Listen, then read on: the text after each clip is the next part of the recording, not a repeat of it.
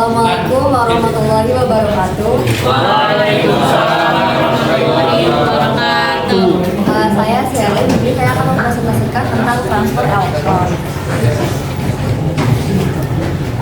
Proses transfer elektron merupakan bagian dari proses katabolisme atau pemecahan senyawa organik menjadi bentuk yang sederhana. Pada dasarnya, transfer elektron bertujuan untuk menghasilkan energi.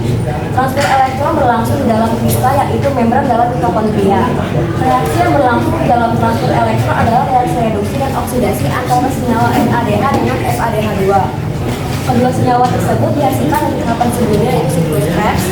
Senyawa yang terlibat dalam transfer elektron adalah koenzim Q, sitokrom B, sitokrom C, sitokrom A, sitokrom A3, dan juga oksigen.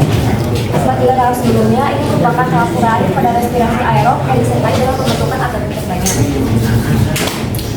Seperti yang dilihat di sini, NADH akan dioksidasi menjadi NAD+, sehingga mampu menghasilkan elektron berenergi tinggi yang memicu bersatunya ADP dengan pembentukan organik untuk membentuk ATP. Lalu elektron yang dihasilkan tadi akan ditransfer ke koenzim Q. Koenzim Q akan dioksidasi oleh sitokrom B.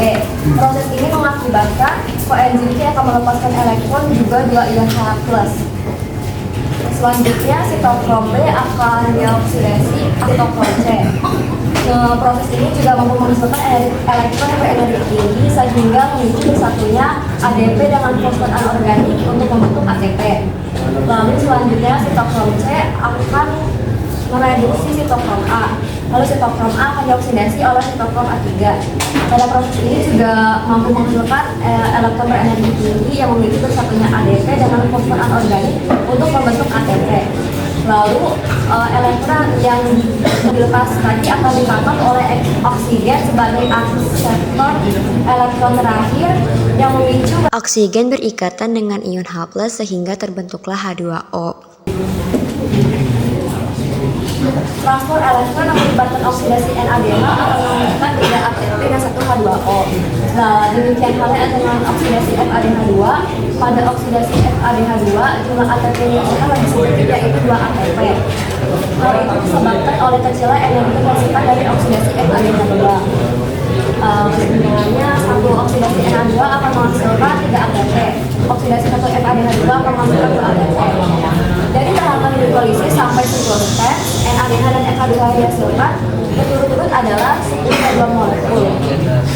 Artinya 10 NADH plus 5 oksigen akan menghasilkan 10 NAD plus 10 H2O dan 30 ATP. 2 NADH2 plus oksigen akan menghasilkan 2 FAD plus 2 H2O dan juga 4 ATP. Dengan demikian, tahap transfer elektron menghasilkan 34 ATP dan 12 H2O. Sebenarnya 34 ATP yang dihasilkan tadi itu berasal dari tahap-tahap sebelumnya. Dari proses glikolisis dihasilkan 2 NADH. Lalu pada proses dekarboksilasi oksidatif dihasilkan 2 NADH juga. Lalu pada proses siklus Krebs dihasilkan 6 NADH juga 2 FADH2. Seperti yang sudah saya jelaskan sebelumnya, dari proses transport elektron, setiap oksidasi 1 NADH akan menghasilkan 3 ATP. Sedangkan setiap oksidasi 1 FADH2 akan menghasilkan 2 ATP. Sehingga dari proses glikolisis menghasilkan 6 ATP.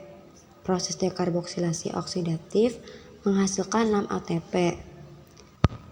Dan proses siklus Krebs menghasilkan 22 ATP. Jadi total keseluruhan ada 34 ATP. Sekian dari saya, kurang lebihnya mohon maaf. Wassalamualaikum.